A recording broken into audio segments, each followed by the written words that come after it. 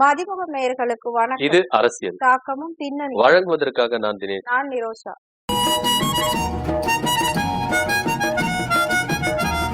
ஒரு நிமிஷம், இன்னைக்கு என்ன அரசியல்ல அரசியல்ல பல விஷயங்கள் நடந்துகிட்டு இருக்கு. அப்படி இருக்கிற பட்சத்துல நம்ம தினமும் சொல்ற ஓபிஎஸ், இபிஎஸ் இவங்களோட ஒரு பிரச்சனை தான் பெரிய லெவல்ல போய்கிட்டு இருக்கு. நீயா நானா அப்படின்ற மாதிரி. இப்போ முழுக்க முழுக்க அதிமுக பாஜக கூட நெருக்கம் காட்டிக்கிட்டு இருக்காங்க. அதுல இபிஎஸ் ரொம்ப நெருக்கமாயிட்டு இருக்காரு. அப்போ ஓபிஎஸ் திடீர்னு அதிரடி முடிவா வெளியில வந்தாரு. அதையும் நாம பேசணும். வெளியில வந்ததுக்கு அப்புறமா நயனார் என்ன சொல்லியிருக்காரு அப்படின்னா, ஓபிஎஸ் நான் கொஞ்சம் வெயிட் பண்ண சொன்னேன், ஆனா அவர் அவசரப்பட்டுட்டாரு அப்படின்ற மாதிரி ஒரு விஷயம் சொல்லியிருக்காரு. முக்கியமா மோடி பாக்குறதுக்கான டைம் கொடுக்கலன்றதா ஒரு பெரிய காரணமா சொல்லப்பட்டது. ஆனா நயனார் இது என்ன சொல்லியிருக்காருன்னா, ரொம்ப நியாயப்படுத்தி பேசியிருக்காரு. நாங்க வெயிட் பண்ண சொன்னோம், அவர் என்கிட்ட சொல்லியிருக்கலாம், என்கிட்ட சொல்லவே இல்லை அப்படின்ற மாதிரி பேசியிருக்காரு. இது எந்த அளவுக்கு உண்மை? மோடி தமிழ்நாட்டுக்கு வந்தார். தமிழ்நாட்டுக்கு வரும்போது அவரை சந்திக்கிறதுக்கு ஓபிஎஸ் அவர்கள் லெட்டர் போட்டார். இது பாத்தீங்கன்னா எல்லா ஊடகங்கள்லயும் பத்திரிகைகளும் வெளிவந்தது. ஓபிஎஸ் அவர்கள் நேரம் கேட்டு கடிதம் எழுதியிருக்கிறாரு அப்படின்னு. ஆனா இங்க நயினார் தரப்புல இருந்து, அதாவது பாஜக மாநில தரப்புல இருந்து என்ன சொல்றாங்க அப்படின்னா, எங்களுக்கு தெரியாது, ஓபிஎஸ் கடிதம் போட்டது மோடியை சந்திக்கணும் அப்படின்னு சொல்லிட்டு கடிதம் எழுதுந்து எங்களுக்கு தெரியாது. மேபி எங்களுக்கு தெரிஞ்சிருந்தா நாங்களே எங்களுடைய தலைவர்கிட்ட, பிரதமர் கிட்ட நாங்க என்ன பண்ணிருப்போம், டைம் கேட்டு வாங்கியிருப்போம். ஆனா இவர் ஓபிஎஸ் அவர்கள் எங்க கிட்ட கேட்கவே இல்லை, என் நாலேஜுக்கு கொண்டுவே வரவே இல்லை அப்படின்னு சொல்லிட்டு பாஜகவின் மாநில தலைவரா இருக்கிற நயினார் நாகேந்திரன் என்ன பண்றாரு, ஓப்பனா தாக்குறாரு. சோ அப்ப இங்க ஓபிஎஸ் தரப்புலனா நீங்க நயினாரு கிட்ட கேட்டிருக்கலாமே, அவர் தான் சொல்றாரு நயினாரு எங்க கிட்ட சொல்லியிருந்தா எங்க தலைவர்கிட்ட நாங்க என்ன பண்ணிருப்போம், உங்களுக்கு டைம் வாங்கி கொடுத்துருப்போம், நீங்க ஏன் சார் அவர்கிட்ட கேட்கல அப்படின்னும் போது ஐயா ஓபிஎஸ் அவர்கள் பயங்கரமா டென்ஷன் ஆகி என்ன பண்ணிட்டாரு, ஆதாரத்தை எடுத்து காமிச்சிட்டாரு. இப்ப ஆதாரத்தை காமிக்காம இருந்திருந்தா பாஜக இன்னும் நிறைய வார்த்தைகளை போட்டு பொய்களை சொல்லி என்ன பண்ணிருப்பாங்க, ஓபிஎஸ் டார்கெட் பண்ணிருப்பாங்க. கடந்த 7 ஆண்டு காலமா ஐயா ஓபிஎஸ் அவர்கள் இது மாதிரிதான் என்ன பண்ணிருக்காரு, பாஜகக்குள்ள இருந்திருக்கிறாரு. அவங்க என்ன நினைச்சிட்டாங்கன்னா, ஓபிஎஸ் அவர்கள் நம்மள திருப்பி கேள்வி கேட்க மாட்டாரு, திருப்பி நம்மள எதுவுமே சொல்ல மாட்டாரு, அதனால அவர் மேல இஷ்டத்துக்கு நம்ம என்ன பண்ணலாம், பொய்களை சொல்லலாம், நம்ம சொல்றதுதான் அவர் என்ன பண்ண அக்செப்ட் பண்ணி பாருங்க. ஆனா ஐயா என்ன பண்ணிட்டாரு, தைரியமா என்ன பண்ணிட்டாரு, வாட்ஸ்அப்ல நான் மெசேஜ் அனுப்புனேன், அதாவது மோடியை வர்றதுக்கு 2 நாளைக்கு முன்னாடியே நான் நயினார் கிட்ட என்ன பண்ணிட்டேன், சொல்லிட்டேன், இது மாதிரி நான் லெட்டர் போட்டிருக்கேன், மோடியை சந்திக்கணும் அப்படி இப்படின்னு சொல்லிட்டு என்ன பண்ணிருக்கேன், லெட்டர் எல்லாம் போட்டிருக்கேன் சொல்லிட்டு நயினார் நாகேந்திரனுக்கு மெசேஜ் அனுப்பியிருக்கேன். அந்த மெசேஜுக்கு அவரு ரிப்ளைவே பண்ணவே இல்லை அப்படின்றத ஆதாரத்தோட எடுத்து காமிச்சாரு. 6 தடவை கால் கூட பண்ணிருக்கேன்னு. ஆமா, அதுக்கப்புறம் மோடி அவர்கள் இங்க இந்த மாசம் 26ஆம் தேதி டைம் கொடுக்கறதுக்கு பேசியிருந்தாங்க. அப்போ இவரு ட்ரை பண்ணிருக்கிறாரு, மோடி உங்களை சந்திக்கிறதுக்கு ரெடியா இருக்காரு, நீங்க வாங்கன்னு சொல்லிட்டு 6 தடவை மிஸ்டு கால் எல்லாம் கொடுத்திருக்கிறாரு. அதுவும் பொய்ன்னு மறுத்து இருக்கிறாரு ஐயா ஓபிஎஸ் அவர்கள். அது இது வரைக்கும் பாஜக தரப்புல இருந்து எனக்கு எந்த வித அழைப்பும் வரல, யாருமே எங்களை கூப்பிடல அப்படின்ற மாதிரி எல்லாம் சொல்லியிருக்கிறாரு. அது ஒரு பக்கம் இருக்கட்டும். இப்போ பாஜகவுக்கு என்னன்னா, ஆதாரத்தை காமிச்சிட்டாங்க, ஓபிஎஸ் அவர்கள் ஆதாரத்தை காமிச்சிட்டாங்க, சுயரூபம் வெளியே வந்துருச்சு, நயினார் நாகேந்திரனை டார்கெட் பண்ணணும் அப்படின்ற ஒரு விஷயத்துல ஐயா ஓபிஎஸ் அவர்கள் இறங்கிட்டாரு. நயினார் நாகேந்திரனை டேமேஜ் பண்ணணும் அப்படின்ற ஒரு காரணத்துக்காகத்தான் ஐயா ஓபிஎஸ் அவர்கள் இந்த அளவுக்கு கிழின்னு கிழிச்சிருக்காரு நயினார் நாகேந்திரனை.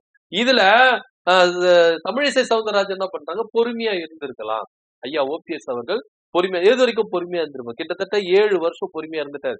பாஜக எதனா நம்மளுக்கு பண்ணும், அதிமுக ஒருங்கிணைப்புக்கு நம்ம பண்ணணும், நம்மள வளர்ச்சி அடையதுக்கு எதனா பண்ணணும்னு சொல்லிட்டு பொறுமையா இருந்துட்டாரு. இந்த 7 வருஷத்துல பாஜக ஒன்னும் பண்ண மாதிரி தெரியல. ஓபிஎஸ் அவர்களை யூஸ் பண்ணிக்கிட்டாங்க, பலவிதமா யூஸ் பண்ணிக்கிட்டாங்க, அது வேற விஷயம். ஆனா இதுக்கப்புறமும் பொறுமையா இருக்கணுமா, பாஜக இஷ்டத்துக்கு பொய்களை சொல்லிட்டு இருக்கும், பொய் குற்றச்சாட்டுகளை சொல்லிட்டு இருக்கும், இது வரைக்கும் அமைதியா இருக்கணுமா அப்படின்னு ஒரு பார்வையில தான் ஐயா ஓபிஎஸ் அவர்கள் வெளியே என்ன பண்றாரு, சொல்லிட்டாரு. இப்போ நயினார் நாகேந்திரனுக்கு என்னன்னா, ஓப்பனா எல்லாத்தையும் எவிடன்ஸோட காமிச்சிட்டாரு. நம்ம கிட்ட எவிடன்ஸ் இல்ல காமிக்கிறதுக்கு. இவர் 6 தடவை இவர் எவிடன்ஸ் காமிக்கிறாருல, வாட்ஸ்அப்ல மெசேஜ் அனுப்புன்னு எவிடன்ஸ் காட்டுறாரு.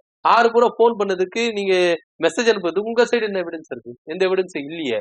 அப்போ நீங்களும் எவிடன்ஸ் கொடுத்துருக்கலாமே அப்படின்ற ஒரு பார்வையில தான் பார்க்கப்படுது. இதை தவிர்த்துட்டு ஏன் ஓபிஎஸ் நயினார் நாகேந்திரனை டேமேஜ் பண்ணணும், அவருடைய இமேஜ் ஏன் டேமேஜ் பண்ணணும் அப்படின்ற ஒரு பார்வையில தான் நம்ம பார்க்க வேண்டியதா இருக்கு. ஏன்னா நயினார் நாகேந்திரன் ஏடிஎம்கேல இருக்கும் போதே, அதிமுக ஆட்சி காலத்துல இருக்கும் பொழுதே ஓரங்கட்டப்பட்டார். இந்த ஓரங்கட்டப்பட்ட படலம் யாரால நடந்தது அப்படின்னு நயினார் நாகேந்திரன் நம்புறாருன்னா, சசிகலா, டிடிவி தினகரன், ஓபிஎஸ் இவங்க 3 பேராலதான் நம்ம ஓரங்கட்டப்பட்டோம். மினிஸ்டர் பதவி கொடுக்குறாங்க, எம்எல்ஏ சீட்டு கொடுக்கல, மாவட்ட செயலாளர் போஸ்டிங் நம்ம ஓரங்கட்டி வச்சாங்க அப்படின்னு நயினார் நாகேந்திரன் என்ன பண்ணாரு, இவங்க 3 பேரும் மேல காட்டமா இருந்தார். ஆனா ஜெயலலிதா இருக்கும் பொழுது அவங்களை மீறி வெளியே இவரால செயல்பட முடியாது. அதுக்காக ஒரு காரணத்துக்காக அப்படியே என்ன பண்ணாரு, பொறுமையாவே இருந்தார். என்னதான் முக்குலத்தோர் சமூகத்தை சேர்ந்து இருந்தாலும் இங்க பாத்தீங்கன்னா ஒரு பிளவுகளை ஏற்படுத்தி வச்சிருந்தது உண்மையா இருந்தது அப்படின்னு சொல்லிட்டு கருதப்படுது. சோ அதனால ஜெயலலிதா இறப்புக்கு பிறகு நயினார் நாகேந்திரன் என்ன பண்றாரு, அதிமுக விட்டு வெளியே வந்து பாஜக சேர்றாரு. பாஜக சேரும் போதும் அவர் வந்து எம்எல்ஏ பதவிக்கெல்லாம் வராரு. இருந்தாலும் அந்த பழி வாங்குற எண்ணம் அப்படின்ற ஒரு விஷயம் இருக்குல்ல, நம்ம அடிப்பட்டோம், இந்த அடிப்பட்டதை நம்ம பழிக்கு பழி தீர்க்கணும், திருப்பி கொடுக்கணும் அப்படின்ற ஒரு விஷயம் இருக்குல்ல. இப்போ பாஜக மாநில தலைவரா வராரு நயினார் நாகேந்திரன். எப்படியாவது சசிகலாவையும் டிடிவி ஓபிஎஸும் ஓரம் கட்டணும் அப்படின்ற ஒரு முடிவுக்கு நயினார் நாகேந்திரன் வரும். இதுக்கு ஆப்டபிளான யாரு அப்படின்னா இபிஎஸ் அதே நிலைமையில தான் இருக்கிறார். அதே ஒரு மைண்ட் செட்டப்ல தான் இருக்கிறார். சசிகலா, டிடிவி ஓபிஎஸ் 3 பேர் அதிமுக கூட உள்ளார். சோ இப்ப எதிரிக்கு எதிரி நண்பன் அப்படின்ற மாதிரி தான் ஓபிஎஸ் அவர்களும் நயினார் நாகேந்திரனும் ஒன்று கூடி என்ன பண்ணாங்க, இவங்க 3 பேரையும் காலி பண்ணணும், ஓரம் கட்டணும் அப்படின்ற ஒரு ரேஞ்சுக்கு இறங்குனாங்க. எப்படி அண்ணாமலைக்கு ஓபிஎஸ் அவர்கள் ஆதரவா இருந்தாரோ, இபிஎஸ்க்கு நயினார் நாகேந்திரன் பாஜக ஆதரவா இருந்து ஓபிஎஸ் ஓரம் கட்டிட்டாங்க அப்படின்னு. இப்போ பாஜக என்ன நினைக்குதுன்னா, முக்குலத்தோர் சமுதாயத்தை வாக்க நம்ம வந்து சம்பாதிக்கணும், இந்த வாக்க நம்ம பெற்றுக்கணும்னா நயினார் நாகேந்திரனை வச்சு அதை என்ன பண்ணிக்கலாம், மேட்ச் பண்ணிக்கலாம் அப்படின்னு சொல்லிட்டு பாஜக ஒரு ஆபரேஷன் பிளான பண்ணாங்க. அந்த பிளான சுக்குநூறா உடைச்சிருக்கிறாரு ஐயா ஓபிஎஸ் அவர்கள். ஏன்னா நீங்க டேமேஜ் பண்ணீங்க நயினார் நாகேந்திரன் இமேஜை நீங்க டேமேஜ் பண்ணிட்டீங்கன்னா, அதுக்கப்புறம் அங்க முக்குலத்தோர் வாக்கே சமுதாயம் இதுவா இருக்குல்ல. இப்போ நீங்க நயினார் நாகேந்திரன் என்ன பண்றாரு, ஓபிஎஸ் டேமேஜ் பண்ணணும்னு சொல்லிட்டு இஷ்டத்துக்கு பொய்களை சொன்னாரு. இப்போ அதை வெட்ட வெளிச்சமா உரிச்சு காமிச்சிருக்கு ஐயா ஓபிஎஸ் அவர்கள். சோ இதனால சுயரூபம் வெளியே வந்திருக்கு, நயினார் நாகேந்திரோட சுயரூபம் வெளியே வந்திருக்கு. சோ அதனால ஒரு இமேஜே டேமேஜ் ஆச்சு. இப்போ முக்குலத்தோர் வாக்குல அங்க வந்து பெரும்பாலான வாக்குகள் பாஜக பெற முடியுமானா அது ஒரு பெரிய கேள்விக்குறியா தான் இருக்கு. சோ இப்பேற்பட்ட ஒரு அரசியல ஓபிஎஸ் அவர்கள் ரொம்ப ஈஸியா மூவ் பண்ணி நயினார் நாகேந்திரன் டேமேஜ் பண்ணிருக்காரு. அட் சேம் டைம் பாஜகவையும் அங்க என்ன பண்ணிருக்காரு, முகத்திரை கிழிச்சிருக்கிறாரு அப்படின்ற ஒரு பார்வையில தான் நம்ம பார்க்க வேண்டியதா இருக்கு. ஏற்கனவே வந்து பாஜகல வந்து எல்லாரும் சேர்ந்துதான் அவங்க வந்து இப்ப ஆட்சி அமைச்சிருக்காங்க அப்படின்றது நமக்கு தெரியும். இருந்தாலும் இப்ப வந்து ஒவ்வொருத்தரா அதுல இருந்து விலகிக்கிட்டே வராங்க, முக்கியமானவங்கள விலகிக்கிட்டே வராங்கன்ற ஒரு நியூஸ் நம்ம வந்து கேள்விப்பட்டிருக்கோம். சோ அப்படி பாக்குற பட்சத்துல மகாராஷ்டிரா முதலமைச்சரா இருந்த ஏக்நாத் ஷிண்டே வந்து இப்போ அந்த பதவியில இருந்து அந்த கூட்டணியில இருந்து விலக போறதா ஒரு நியூஸ் வந்திருக்கு. அது உண்மையாவே அவர் விலக போறாரா, எதனால விலக போறாரு? அதாவது கூடா நட்பு கேடுல விளையும் அப்படின்ற ஒரு விஷயம் வந்து இருக்குது. பாஜக கூட கூட்டணியில சேர்ந்தாலோ இல்ல கூட சேர்ந்தாலோ நீங்க கேடுல தான் போய் நிப்பீங்க அப்படின்றதுக்கு நிறைய விஷயங்கள் நடந்திருக்கு.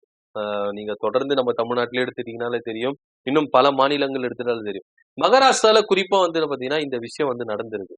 உத்தவ் தாக்கரே தலைமையிலான சிவசேனா இருக்கும்போது அதை உடைச்சி 40 எம்எல்ஏ கிட்ட ஷிண்டே என்ன பண்றாரு, பிரிஞ்சு வராரு. பிரிஞ்சு வந்து பாஜக கூட கூட்டணி வச்சு ஆட்சியை பிடிக்கிறார். அங்க வந்து உத்தவ் தாக்கரே தலைமையிலான ஆட்சியை கவிழ்த்துட்டு இவர் ஆட்சியை பிடிக்கிறார். அப்பவே நிறைய பேர் சொன்னாங்க, ஏங்க இந்த மாதிரி ஒரு கட்சியை நீங்க எடுத்துட்டு போயிட்டு பாஜக அடிமையாவீங்க, வேண்டாம், அது உங்களுக்கு கேடு விளைவிக்கும் அப்படின்ற ஒரு விஷயத்த நிறைய பேர் சொன்னாங்க. ஆனா ஷிண்டே அந்த டைம்ல அவர் கேட்கவே இல்லை அப்படின்றத ஒரு விஷயமா இருந்தது. இப்போ பாஜக மகாராஷ்டிரால எலெக்ஷன் நடந்தது, பாஜக அறுதி பெரும்பான்மை வந்தது. இதுல முழுக்க முழுக்க காரணம் என்ன அப்படின்னு பாத்தீங்கன்னா, பாஜக மட்டும் இதுக்கு காரணமா அப்படின்னா இல்லவே இல்லை. கூட கூட்டணியில இருந்த 2 பேர், ஒன்னு அஜித் பவார், இன்னொன்னு ஷிண்டே, இவங்க 2 பேரையும் கூட்டணியில வச்சுக்கிட்டு பாஜக அங்க பெரும்பான்மை ஆட்சியை பிடித்தாங்க. ஆனா இருந்தாலும் இவங்க துணையோட தான் நம்ம வந்து என்ன பண்ணோம், ஆட்சி பிடிச்சிருக்கோம். அதனால 2 பேருக்கு துணை முதலமைச்சர் கொடுப்போம் அப்படின்னு சொல்லிட்டு 2 பேருக்கு துணை முதலமைச்சர் கொடுத்தாங்க, அஜித் பவாருக்கும் ஷிண்டேக்கும். முக்கியமான துறைகளை எல்லாமே பாஜக தம் வசம் வச்சுக்கிட்டு ஷிண்டே ஒரு டம்மியான ஒரு முதலமைச்சர், துணை முதலமைச்சரா தான் வச்சிருக்காங்க. இதனால ரொம்ப விரக்தியில இருந்தாரு ஷிண்டே அவர்கள். இதை தவிர்த்துட்டு ஒன்றிய அரசு அமைப்புகளான இடி, ஐடி, சிபிஐ இந்த 3 பேரையும் ஷிண்டேவும் ஷிண்டே குடும்பத்தினர்களும் ஏவி விட்டதா ஒரு தகவல் வந்து கசிஞ்சிருக்கு. இதன் அடிப்படையில அதிருப்தியில இருந்த ஷிண்டே, நான் பாஜக கூட்டணியில இல்ல, வெளியே இருந்து ஆதரவு தரேன் அப்படின்ற ஒரு முடிவுக்கு வருவதாகவும் தகவல் கசிஞ்சிருக்கு. இதன் மூலியமா பாஜக எந்த எல்லைக்கும் போவாங்க அப்படின்றதுல எந்தவித மாற்று கருத்தும் இல்ல அப்படின்னு இங்க வந்து என்ன பண்ணுது தெல்ல தெளிவா இருக்கு. நீங்க கூட இருக்கிற வரைக்கும் உங்களை பொத்தனா போல என்ன பண்ணுவாங்க பாத்துப்பாங்க. உங்களால காரியம் ஆயுது முடிஞ்சிருச்சு அப்படின்னா உங்களை எந்த அளவுக்கு எட்டி ஒதுங்கிறதுக்கு தயாரா இருப்பாங்க பாஜக. இது வந்து பாஜகவுடைய திருவிளையாடல்கள்ல இதுவும் ஒண்ணு. அது அப்படிதான் நம்ம என்ன பண்ணணும் எடுத்துக்கணும். இன்னைக்கு ஷிண்டேக்கு வந்த நிலைமை நாளைக்கு அஜித் பவாருக்கும் வரலாம். இவங்க எப்படியாவது இந்த பணபலத்தை காட்டி, ஆள் பலத்தை காட்டி, இந்த இடி, சிபிஐ, வருமான வரித்துறை இவங்களை வச்சு எப்படியாவது என்ன பண்ணணும், இவங்களை தாம் பக்கம் கொண்டு வந்துடணும் அப்படின்ற ஒரு விஷயத்துலதான் அங்க வந்து இம்ப்ளிமெண்ட் பண்ணாங்க. இப்போ தேசியவாத காங்கிரஸ்ல அஜித் பவார் மேல ஏகப்பட்ட ஊழல் வழக்கு, குற்றச்சாட்டுகள், இதை எல்லாத்தையும் இடி, சிபிஐ, ஐடி மூலியமா வச்சு என்ன பண்ணாங்க, மிரட்டினாங்க. உடனே அஜித் பவார் என்ன பண்ணாரு, தேசியவாத காங்கிரஸ் உடைச்சு வெளியே வந்து பாஜக கூட கூட்டணி வச்சாரு. இதே நிலைமைதான் ஷிண்டேக்கும்.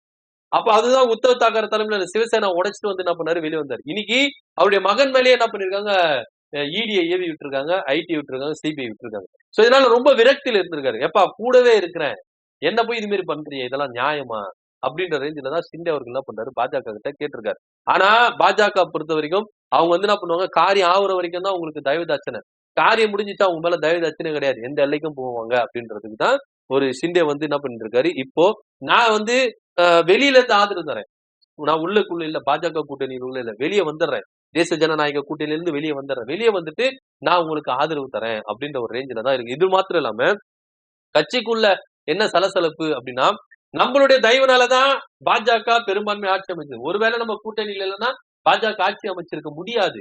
சிவசேனா ஓட்டுகள் எல்லாமே பாஜகவுக்கு போயிருக்குல்ல. இப்ப அதை நம்ம உன்னிப்பா கவனிச்சு பார்க்கணும்ல. ஷிண்டே தலைமையிலான சிவசேனா வாக்குகள் எல்லாம் பாஜகவுக்கு போயிருக்கு. சோ அப்படி இருக்கும்போது ஷிண்டே தலைமையில இருக்கிற கட்சிக்காரங்களுக்கு, எம்எல்ஏக்களுக்குனா முக்கியமான துறைகளை நம்மளுக்கு தரல, நம்ம டம்மியா வச்சிருக்காங்க.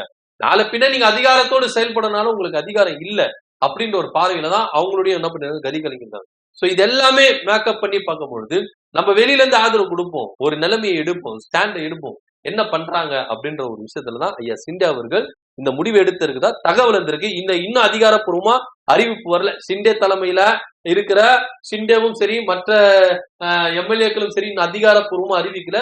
அப்பேற்பட்ட ஒரு சூழ்நிலை அங்க நிலவுது. ஏன்னா பாஜக எந்த எல்லைக்கும் போவாங்க அப்படின்றதுக்கு அறிந்த ஒண்ணுதான். அப்படி இருக்கும்போது இந்த சூழல் மகாராஷ்டிரால இப்படி போயிட்டு இருக்கு அப்படின்ற ஒரு தகவல் வந்திருக்கு. என்ன நடக்க போகுது அப்படின்றத பொறுத்து தான் பார்க்கணும். கண்டிப்பா. பாஜக பொறுத்த வரைக்கும் அவங்க எது செஞ்சாலும் அவங்களோட ஒரு ஆதாயத்துக்கு தான் அவங்க எல்லாமே செய்வாங்களோ, எல்லாரும் யூஸ் பண்ணிப்பாங்க. சோ அதுல இருந்து புரிஞ்சுக்கிட்ட ஒவ்வொருத்தரா தான் இப்ப வந்து வெளியில வந்துட்டு இருக்காங்க. பாக்கலாம் அதுல வந்து கட்சி எந்த அளவுக்கு ஸ்ட்ராங்கா நிக்க போகுதுன்னு.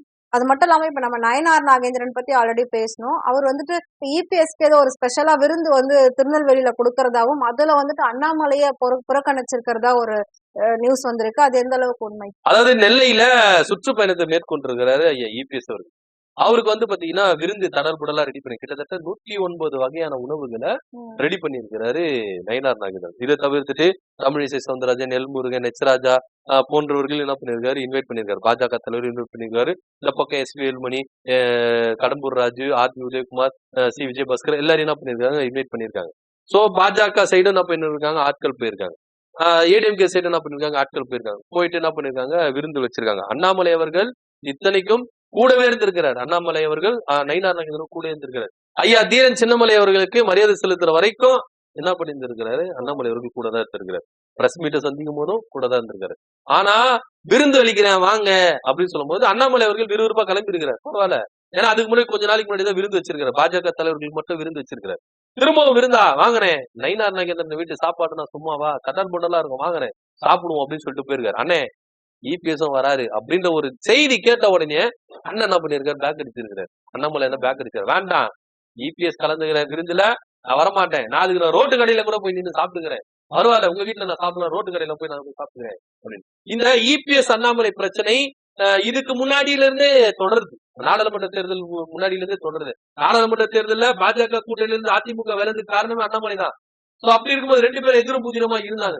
இப்பவும் இதுவரைக்கும் எதிர் புதிரமா இருக்காங்க. என்னன்னா இங்க கூட்டணி ஆட்சி இல்ல, தனித்து பெரும்பான்மையான ஆட்சி நாங்க கொடுப்போம் அப்படின்னு அதிமுக சொல்லுது. இல்ல நான் பாஜக ஆட்சி தான் கொடுப்பேன் அப்படின்னு சொல்லிட்டு என்ன பண்றாங்க, அண்ணாமலை சொல்றாங்க. என்னுடைய தலைவர் அமித்ஷா அவர்கள் ஒரு கருத்தை சொல்றாரு, கூட்டணி ஆட்சி தான். அந்த விஷயத்துல இருந்து நான் பின்வாங்கிட்டேன்னா நான் பாஜக காரணம் இல்லப்பா அப்படின்ற ஒரு விஷயத்துல அண்ணாமலை அவர்கள் உறுதியா இருக்கிறார். ஒரு காரணத்துக்காக இங்க கூட்டணி ஆட்சி தான், பாஜக ஆட்சி தான் அப்படின்னு தொடர்ந்து முழக்கங்கள் ஏற்படுது. இந்த முழக்கங்கள் அதிமுகவை வெறுப்படைய செஞ்சிருக்கு, தோய்வடைய செஞ்சிருக்கு. இதனால இபிஎஸ் அவர்களும் கொஞ்சம் காண்டில இருக்காரு. ஏப்பா சும்மா இருப்பா, நீ வாயை வச்சுட்டு சும்மா இரு, எதுக்கு நீ இது மாதிரி கூவிட்டு இருக்க, நான் இவங்களை சமாளிக்கிறதே பெரிய விஷயமா இருக்கு, அடிக்கடிக்கு வந்து நீ என்ன பண்ற, கூட்டணி ஆச்சுன்ற, நான் இவங்களை சமாளிக்க முடியல, ஏற்கனவே அதிருப்தியில இருக்கிறாங்க, நீ கொஞ்சம் அமைதியா இருப்பா அப்படின்னு சொல்லிட்டு கோவி பார்த்தினாரு இபிஎஸ் அவர்கள். ஆனா அண்ணாமலை அவர்கள் கேட்கிற மாதிரி இல்ல. ஏன்னா தொடர்ந்து விஷயத்த போட்டுட்டே இருக்கணும். கொஞ்சம் கேப் விட்டா என்ன பண்றாங்க, இந்த கூட்டணி ஆட்சி இல்ல அப்படின்றத மறந்துடுவாங்க. அதனால தொடர்ந்து இப்பவே என்ன பண்றாங்க, விஷயத்த போட்டுட்டே இருக்காங்க. கூட்டணி ஆச்சுதான் சொல்லிட்டு தொடர்ந்து போட்டுட்டே இருக்காங்க. இதனால இங்க இருக்கிற அதிமுக காரங்க ரொம்ப கொதிச்சு இருந்திருக்காங்க, அதிருப்தியில் இருக்கிறாங்க. என்னப்பா கூட்டணி ஆட்சின்றாங்க, நீங்க கூட்டணி ஆட்சின்றீங்க, எதிர்த்து உரிமையா கேட்க மாட்டீங்க, அமைதியாவே இருக்கீங்க, சைலண்டாவே இருக்கீங்க, என்னதான் உங்க ரெண்டு பேருக்குள்ள டீலிங் சொல்லிட்டு இபிஎஸ் வறுத்து எடுக்கிறாங்க. சோ இதனாலேயே ரெண்டு பேருக்கு என்ன பண்ணிருக்கு, முற்றும் மோதலமா இருக்கு. அந்த ஒரு காரணத்துக்காக இவர் வந்தா அவரு வர மாட்டாரு, அவரு வந்தா இவரு வர மாட்டாரு அப்படின்னு 2 பேரும் என்ன பண்ணிட்டு இருக்காங்க, மாறி மாறி இருக்காங்க. சோ நான் வரணும்னா இபிஎஸ் வரக்கூடாது அப்படின்னு அண்ணாமலையும், நான் வரணும்னா அண்ணாமலை வரக்கூடாது அப்படின்னு இபிஎஸ் 2 பேரும் மாறி மாறி போட்டுருக்காங்க. அண்ணாமலை என்ன டீசெண்டா விலகி இருக்காரு, வேணாங்க அண்ணன் நீங்க தப்பா நினைச்சுக்காதீங்க, நான் ரோட்டு கடையில போயிட்டு சாப்பிட்டுக்கிறேன், உங்க வீட்டுக்கு நான் வந்து சாப்பிடல அப்படின்னு சொல்லிட்டு கிட்டத்தட்ட 109 ஐட்டத்தை அண்ணாமலை அவர்கள் மிஸ் பண்ணி இருக்கிறாரு அப்படின்னு சொல்லிட்டு தான் பாக்கணும். ஆனா உண்மையிலேயே அண்ணாமலை அவர்கள் இந்த விருந்தை வந்து புறக்கணிச்சிருக்காரு, இபிஎஸ் வராரு அப்படின்னு சொல்லிட்டு. தொடர்ந்து என்ன பண்ணுது, இந்த இழுப்பறி நீடிக்கிட்டே இருக்கு. இவங்க 2 பேருக்குள்ள இருக்கிற சண்டை சச்சரவுகள் ஒரு முடிவுக்கு வர மாதிரி தெரியல. இவங்க வந்து ஒரு முடிவுக்கு கொண்டு வந்துட்டு இந்த கூட்டணியை இணக்கமா கொண்டு போகணும் அப்படின்ற ஒரு நோக்கத்துல அண்ணாமலை அவர்களும் இல்லை, இபிஎஸ் அவர்களும் இல்லை. ஆனா அண்ணாமலை அவர்களுக்கு ஒரு விஷயம் இருக்கு, என்னன்னா நான் வந்து மாநில தலைவரா இல்லாத காரணமே இபிஎஸ் தானே, அப்ப எப்படி நான் வந்து அவரோட கை கோக்க முடியும் அப்படின்னு. இதை தவிர்த்துட்டு ஓபிஎஸ்ஏ ஓரங்கட்ட ஆரம்பிச்சாரு இபிஎஸ். சோ இதனாலே ரொம்ப விரக்தியில இருக்கிறாரு அண்ணாமலை அவர்கள் அப்படின்னு தான் எடுத்துக்க முடியும். சோ 2 பேரும் அடிச்சுக்கிறாங்க. இந்த அடிச்சுக்கிறதுல கூட்டணிக்கு ஒரு பலமா இல்ல அப்படின்றதுதான் ஒரு நிதர்சனமான இருக்கு. என்ன நடக்க போகுது இனி வரும் காலங்கள்ல அப்படின்றத பொறுத்து தான் பார்க்கணும். நம்ம வந்து எப்பவுமே பாஜகன்னு சொல்லி அவங்கள பத்தியே பேசிக்கிட்டு இருக்கோம். நமக்கு எல்லாமே தொடர்ந்து கெடுதல் செய்யறது வந்து பாஜக தான், ஒன்றிய அரசு தான். அதுல எந்த ஒரு சந்தேகமும் கிடையாது. தமிழ்நாட்டுக்கு முக்கியமா வந்து ஓர வஞ்சனை பண்றாங்க அப்படின்றதே நம்ம மக்களுக்கே தெரியும். இருந்தாலும் இந்த மாதிரி விஷயங்கள்லாம் வந்து அவங்க கூட்டணிக்குள்ள அவங்க கட்சிக்குள்ள இருக்கக்கூடிய ஆளுங்களுக்கு தான் இன்னும் நல்லாவே தெரியும். சோ அப்படிதான் வந்துட்டு ஓபிஎஸ் இவ்வளவு நாள் 7 வருஷமா அவங்களோட கட்சிக்குள்ள இருந்தார். இப்ப விலகினதுக்கு அப்புறமா அவங்க என்னென்ன தவறுகள் வந்து தமிழ்நாட்டுக்காக பண்ணிருக்காங்க, தமிழ்நாட்டுக்கு என்னென்ன அவங்க வந்து வஞ்சிச்சிருக்காங்க, எவ்வளவு ஓரம் கட்டிருக்காங்கன்றத வந்து நம்ம வந்து கண்டிப்பா இதை வந்து மக்களுக்கு சொல்லி ஆகணும் அப்படின்னு சொல்லி ஒரு முன்னெடுப்பு வந்து ஓபிஎஸ் எடுத்திருக்காராம். இப்ப அது எது பொதுக்கூட்டம் போறாரு அப்படின்ற ஒரு நியூஸ் வந்தது. எப்ப கூட்ட போறாரு, எங்க கூட்ட போறாரு? தொடர்ந்து பாஜக தமிழ்நாட்டுக்கு அநீதி தான் இழைச்சிட்டு இருக்கு. நிதி கொடுக்காம இருக்கிறதா இருக்கட்டும், தமிழ்நாட்டு உரிமைகளை மறுக்கிறதா இருக்கட்டும், தமிழ் பண்பாடுகளையே அவங்க என்ன பண்றாங்க, இல்ல அப்படின்றது மறுக்கிறாங்க. சோ இது மாதிரி தொடர்ந்து தமிழ்நாட்டுக்கு அநீதி தான் இழைக்குது. பாஜக எதிராகவே இருக்குது, ஒன்றிய அரசு நமக்கு எதிராகவே இருக்குது. அதனாலதான் நம்முடைய முதல்வர் சொன்னாரு, தமிழ்நாடு எப்பவுமே டெல்லிக்கு அவுட் ஆஃப் கண்ட்ரோல் அப்படின்னு சொன்னாரு. ஏன்னா எல்லாமே ஒரு அனலிஸ்டிக் பண்ண சொன்னார். எடுத்த போற போக்குல அவர்லாம் சொல்லல. ஏன்னா நம்மளுக்கு நிதி கொடுக்கல, நம்முடைய கீழடி அகழ்வாய்ச்சியாளர்கள் ஏத்துக்கல, அதே போல நம்முடைய உரிமைகளை பறிக்கிறாங்க, மும்மொழி கொள்கையை திணிக்கிறாங்க. சோ இந்த மாதிரி தொடர்ந்து இது இருக்கிறதுனாலதான் ஐயா ஸ்டாலின் அவர்கள் என்ன பண்ணாரு, எப்பவுமே டெல்லிக்கு அவுட் ஆஃப் கண்ட்ரோல் தமிழ்நாடு அப்படின்றத சொன்னாரு. சோ இங்க வந்து பாத்தீங்கன்னா திமுக கூட்டணி மட்டும்தான் பாஜகவை எதிர்க்குது. வேற எந்த கட்சினா எதிர்க்குதுன்னா இல்லவே இல்லை. அதிமுக எதிர்க்கணும். மக்களுக்காகவே நான் அப்படின்னு அவங்களுடைய தலைவி ஜெயலலிதா அவர்கள் சொன்னாங்க. இப்ப வருகிற சுற்றுப்பயணத்தை மேற்கொள்ள எடப்பாடி பழனிசாமி மக்களுடைய உரிமைகளை நான் காப்பேன், விவசாயிகள் உரிமைகளை காப்பேன், திமுக கட்டத்தில் விவசாயிகள் உரிமைகளை காப்பேன் அப்படின்னு சொல்றாரு. வேளாண் திருத்த சட்ட மசோதா தமிழ்நாட்டையே காப்பேன் அப்படின்றாரு. வேளாண் திருத்த சட்ட மசோதாவை ஆதரிச்சதே நம்ம ஐயா இபிஎஸ் அவர்கள் தான். வேளாண் விவசாயிகளை அடமானம் கொடுத்தாரு பாஜக கிட்ட. அது மாத்திரம் தமிழ்நாட்டு மாநிலங்கள் என்ன பண்ணாரு, உரிமைகளை கொடுத்தாரு. நீட்டு தேர்வு விஷயத்துல சைனை போட்டு கொடுத்தாரு. உதயமின் திட்டத்துல சைனை போட்டாரு. சோ பாஜக எப்படி எல்லாம் உள்ள வரணும் அப்படின்றதுக்கு வழியை திறந்து வச்சு ரெட் கார்பரேட்டை போட்டு என்ன பண்ணாரு, கூப்பிட்டாரு இபிஎஸ் அவர்கள். இப்ப திரும்பவும் இவர்கிட்ட நம்ம தமிழ்நாட்டை கொடுத்தா இவர் என்ன பண்ணுவாருன்னா மொத்தமா என்ன பண்ணுவாரு, செட்டில்மெண்ட் எழுதி கொடுத்துருவாரு தமிழ்நாட்டுக்கு பாஜக. அதனாலதான் இங்க இருந்து திமுக கூட்டணி கட்சிகளும் என்ன பண்றாங்க, தொடர்ந்து பாஜகவுக்கு எதிராக, பாசிசத்துக்கு எதிராக, சனாதனத்துக்கு எதிராக போராடிட்டே இருக்கிறாங்க. இதுக்கு ஒரு கை கொடுக்கணும்பா அப்படின்னு சொல்லிட்டுதான் ஐயா ஓபிஎஸ் அவர்கள் சுதாரிச்சிட்டாரு. இது வந்து பாத்தீங்கன்னா ஓபிஎஸ் அவர்கள் எடுத்திருக்கிற அரசியல் ஜெயலலிதா அவர்கள் எடுத்த அரசியல் அப்படின்னு தான் நம்ம சொல்ல போறோம். ஏன்னா இந்த ஜெயலலிதா எடுத்த அரசியல இபிஎஸ் எடுக்கல, ஓபிஎஸ் கையில் எடுத்திருக்கிறார். 1999 பாஜகவுக்கு எதிரான ஒரு ஸ்டாண்ட்ல அவங்க என்ன பண்ணாங்க, பயணிச்சாங்க. அப்ப எடுத்த முடிவு அவங்க இறக்குற வரைக்கும் என்ன பண்ணாங்க, பாஜகவுக்கு எதிரானவே என்ன பண்ணாங்க இருந்தாங்க. ஆனா அவங்களுடைய இறப்புக்கு பிறகு இபிஎஸ் ஓபிஎஸ் மூலியமா திரும்ப பாஜக உள்ள வந்தது. இப்போ ஓபிஎஸ் அவர் என்ன பண்றாரு, சுதாரிச்சாரு. ஏன் நம்ம ஜெயலலிதா அவர்களுடைய அரசியல் நம்ம கையில் எடுக்க கூடாது அப்படின்னு. ஏன்னா இப்போ இங்க இருக்கிற அதிமுக இருக்கிற பெரும்பாலான நிர்வாகிகள் பாஜக அதிமுக கூட்டணி விரும்பாதவங்க. யாருன்னா ஒருத்தர் வந்து நம்ம பாஜகவுக்கு எதிராக நிக்க மாட்டாங்களா, அதிமுக காரங்க யாருன்னா ஒருத்தர் வந்து பாஜகவுக்கு எதிராக பேச மாட்டாங்களா, யாருன்னா ஒருத்தர் அம்மாவின் வழியை வந்து பின்பற்ற மாட்டாங்களா, அம்மாவின் அரசியலை யாருன்னா ஒருத்தர் கையில் எடுக்க மாட்டாங்களா அப்படின்னு சொல்லிட்டு இங்க இருக்கிற அதிமுக காரங்களை, உண்மையான அதிமுக ஒவ்வொருவரும் நினைச்சிருந்தாங்க. இன்னைக்கு அந்த அரசியலை ஐயா ஓபிஎஸ் அவர்கள் எடுத்திருக்காரு. கிழிக்க போறோம், ஒன்றிய அரசு எந்த அளவுக்கு தமிழ்நாட்டுக்கு துரோகம் பண்ணுது, எதிராகவே இருக்குது, உரிமைகளை பறிக்குது, நிதியை கொடுக்காம இருக்குது, ஒவ்வொரு கூட்டத்திலையும் என்ன பண்ணணும், தோல் உரிச்சு காட்டணும் அப்படின்னு சொல்லிட்டு ஐயா ஓபிஎஸ் அவர்கள் அவதாரத்தை எடுத்திருக்காரு, அதிரடியான அறிக்கையை கொடுத்திருக்காரு. இது தவிர்த்துட்டு அதிமுக எந்த அளவுக்கு அழிவின் பாதையில போகுது அப்படின்றத எடுத்து சொல்லணும். இபிஎஸ் மூலியமா, இபிஎஸ் தலைமையில இருக்கிற அதிமுக பாஜகவின் மூலமா எந்த அளவுக்கு அழிவின் பாதையில போகுது அப்படின்றத ஒவ்வொரு கூட்டங்களையும் எடுத்து உரைக்கணும் அப்படின்ற ஒரு கருத்தையும் ஐயா ஓபிஎஸ் அவர்கள் என்ன பண்ணிருக்காரு, முன் வச்சிருக்காரு. இப்போ இபிஎஸ்க்கு என்ன பண்றதுன்னு தெரியல, பாஜக என்ன பண்றது, என்னப்பா வாயை பொட்டி பாம்பா இருந்தாரு ஓபிஎஸ் அவர்கள், இன்னைக்கு அதிரடியான அறிக்கைகளை கொடுக்கிறாரு, அதிரடியான அரசியல் எடுக்கிறாரு, ஜெயலலிதாவுடைய அரசியலை கையில் எடுத்துட்டாரு அப்படின்னு சொல்லிட்டு வாயை பொழுது பார்த்துட்டு இருக்காங்க பாஜகவும் இபிஎஸ். இதை இபிஎஸ் எடுத்திருந்தா இன்னைக்கு இபிஎஸ் மாஸ், இன்னைக்கு இபிஎஸ் எடுக்கல, ஓபிஎஸ் எடுத்துட்டாரு, ஓபிஎஸ் மாஸ். இப்போ பாஜகவின் உள்ள கூடாரங்கள் கரைந்து ஓபிஎஸ் பக்கம் வரப்போகுது அப்படின்றதுதான் நிதர்சனமான உண்மை. ஏன்னா ஒவ்வொருத்தரும் எதிர்பார்த்தாங்கல்ல, இந்த கூட்டணி வந்து ஸ்ட்ராங் இல்லாத கூட்டணி, இந்த கூட்டணி ஆட்சிக்கு வந்தாலும் நம்மள ஆட்சி முடிய முடியாது, நம்ம மினிஸ்டரா இருக்கலாம், ஆனா நம்மள ஆள போறது பாஜக தான். பாஜக என்ன சொல்லுதோ நீங்க என்ன பண்ணணும், கையெழுத்து போடணும், அடிமையா என்ன பண்ணணும், கையெழுத்து தான் போடணும், உங்களால எதிர்த்து பேச முடியாது அப்படின்ற ஒரு ரேஞ்சில தான் இவங்க பாக்குறாங்க. முதலமைச்சரா இபிஎஸ் இருந்தாலும் முதலமைச்சர் இபிஎஸ் பேருக்கு தான் இருக்க முடியும், ஆனா செயல்பாடுகள் ஆக்டிவிட்டிஸ் எல்லாமே பண்றது பாஜக தான் இருக்கும்னு சொல்லிட்டு இங்க இருக்கவங்க நம்புறாங்க. இப்போ உண்மையிலேயே இபிஎஸ் ஒரு தொகுதியில நின்னா அதிமுக ஓட்டு போட்டுருவாங்க, இதே பாஜக நின்னா அதிமுக ஓட்டு போட மாட்டாங்க அப்படின்றதுதான் நிதர்சனம் உண்மை, கலையர். அப்படி இருக்கும் பொழுது ஓபிஎஸ் நினைச்சிட்டாரு, எந்த மாதிரி ஒரு அரசியலை நம்ம கையில் எடுக்கணும், நம்மளுக்கு ஒரு பெரும்பான்மை வேணும், நம்மளுக்கு ஒரு மக்கள் ஆதரவு வேணும், அதிமுக இருக்கிற ஓட்டுகள் நமக்கு வரணும், எந்த மாதிரி ஒரு அரசியலை கையில் எடுக்கணும் அப்படின்னா அவர் நினைச்சிட்டாரு நம்மளுடைய எதிரி திமுக இல்ல. ஏன்னா திமுக கன்ஃபார்மா முதலமைச்சர் ஆகணும், அது எந்த மாற்று கருத்தே இல்ல. இப்ப எதிர்கட்சியா யார் உட்கார போறோம், அங்கதான் இங்க போட்டியே, யாரு இப்ப எதிர்கட்சியா உட்கார போறது, அதுதான் இங்க போட்டியே. சோ அவருடைய அரசியலை கையில எடுத்துட்டாரு. என்னன்னா உட்காந்து தீவிரமா யோசிச்சு பாஜக ஸ்டாண்ட் எடுப்போம், இங்க பாஜகவை எதிர்த்துட்டா நம்ம என்ன பண்ணலாம், ஈஸியா வந்து என்ன பண்ணலாம், அதிமுகவை எதிர்க்கிறது ஒரு நோக்கம் இல்ல, இபிஎஸ் எதிர்க்கிறது ஒரு நோக்கம், அதிமுகவை கைப்பற்றணும். அந்த ஒரு காரணத்துக்காக இபிஎஸ் டேமேஜ் பண்ண, இபிஎஸ் காலி செஞ்சாதான் அதிமுகவை அவர் கைப்பற்ற முடியும் அப்படின்ற ஒரு ஸ்டாண்டுல அதிமுக எந்த அளவுக்கு அழிவு பாதையில போகுது பாஜக மாட்டிக்கிட்டு அப்படின்றதையும் நீங்க எடுத்து விளக்கம் சொல்லணும். பாஜக எந்த அளவுக்கு தமிழ்நாட்டு உரிமைகளையும் தமிழ்நாட்டுக்கு எதிராகவும் நிக்குது அப்படின்றதையும் நீங்க பேசணும்னு சொல்லிட்டு பொதுக்கூட்டங்களை நடத்துங்க அப்படின்னு சொல்லிட்டு அதிரடியான அறிவிப்பு கொடுத்திருக்காரு. இதனால பாஜகவும் அதிமுகவும் கொஞ்சம் கதி கலங்கி பீதியில இருக்கிறதா தகவல் வந்திருக்கு. அடுத்த கட்ட நகர்வுகள், ஏன்னா நீங்க எது வரைக்கும் கொட்ட குனியணும் அப்படின்னு நினைப்பீங்க, இன்னைக்கு ஒரு நாள் எழுந்து நின்றுட்டார்ல ஐயா ஓபிஎஸ் அவர்கள், இன்னைக்கு பாஜகவுக்கும் ஜுரம் வந்துருச்சு, எடப்பாடி பழனிசாமிக்கும் ஜுரம் வந்துருச்சு. இது அடுத்த கட்ட நகர்வு எப்படியா இருக்க போகுது அப்படின்றத பொறுத்து இருந்து பார்க்கலாம். கண்டிப்பா. சோ ஓபிஎஸ் இபிஎஸ் இவங்களுடைய பிரச்சனை என்னைக்கு முடியுதோ சோ அன்னைக்கு வந்து நிரந்தரமான ஒரு தீர்வு எல்லாத்துக்குமே இருக்கும் அப்படின்னு நினைக்கிறேன். சோ பாஜக வந்து ஒரு பக்கம் ஸ்ட்ராங்கா ஆகுற அப்படின்னு நினைச்சிட்டு இருக்காங்க. பட் இருந்தாலும் இபிஎஸ் நம்பி அவங்க வந்து தமிழ்நாட்டுல கால் வச்சிடலான்ற ஒரு நம்பிக்கையில இருக்காங்க. ஆனா அது எவ்வளவு பெரிய முட்டாள்தனம் அப்படிங்கிறது கூடிய சீக்கிரமா அவங்க புரிஞ்சுக்குவாங்க அப்படின்னு நினைக்கிறேன். சோ தேர்தலை நோக்கி அரசியல் களத்துல நாளுக்கு நாள் பல நிகழ்வுகள் பல மாற்றங்கள் நடந்துகிட்டே இருக்கு.